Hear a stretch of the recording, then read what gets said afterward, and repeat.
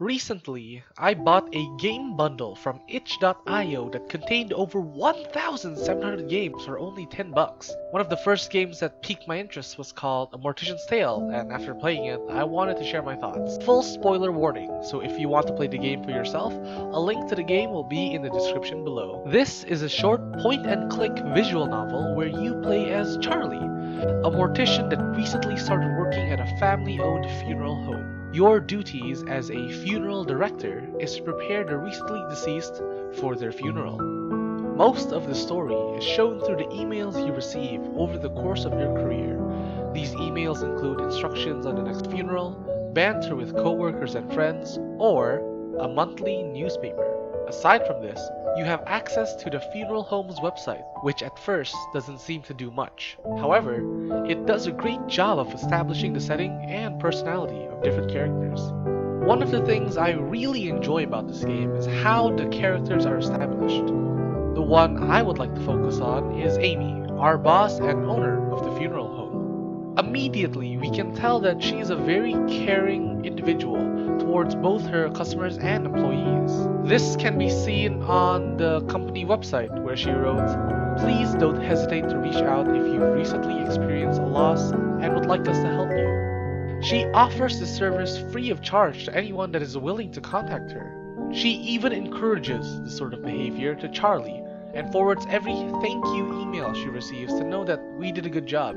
Not only does this show that Amy truly does appreciate and recognize our efforts, but we can also see the impact we have on others. One seemingly small gesture she does is by referring to Charlie with her preferred pronoun. Every email we receive from Amy is addressed towards Charlie as opposed to our legal name, Charlotte.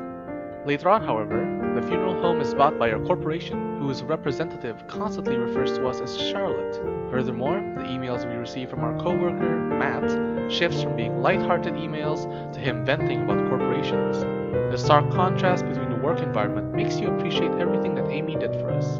What became very apparent when the corporation took over is how cheap Amy's services were. She did this in order to provide the best experience she can to the grieving family.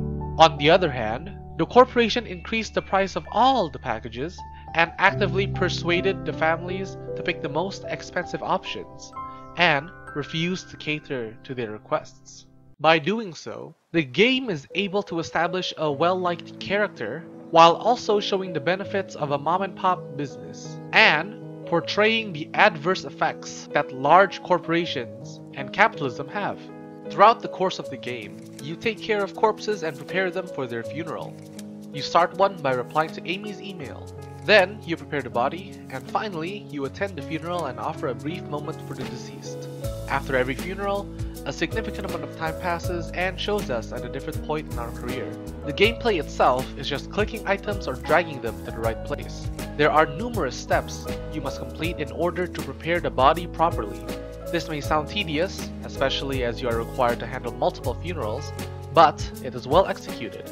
Personally, I didn't feel bored at all, and there are many reasons for this, the first being Amy.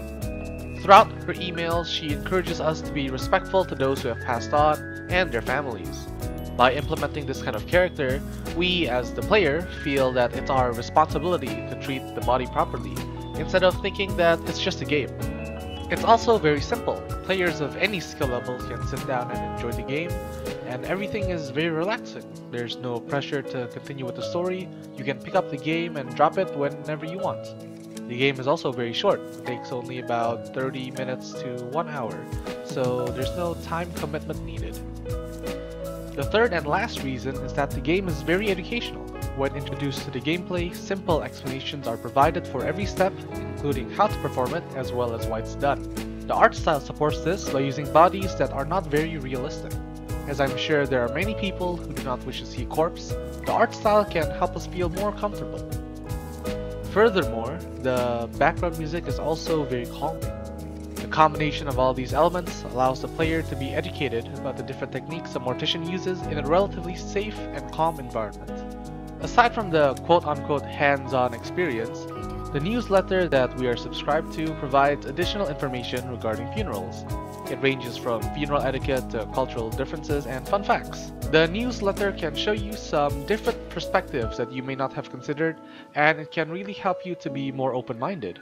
It also has some really solid advice about hard to discuss topics, so the player is actually able to apply this newfound knowledge in their real life. And those are my thoughts on A Mortician's Tale. If you guys enjoyed the video, please leave a like and leave your thoughts in the comments down below. Thank you so much for watching, and see you then. Take care.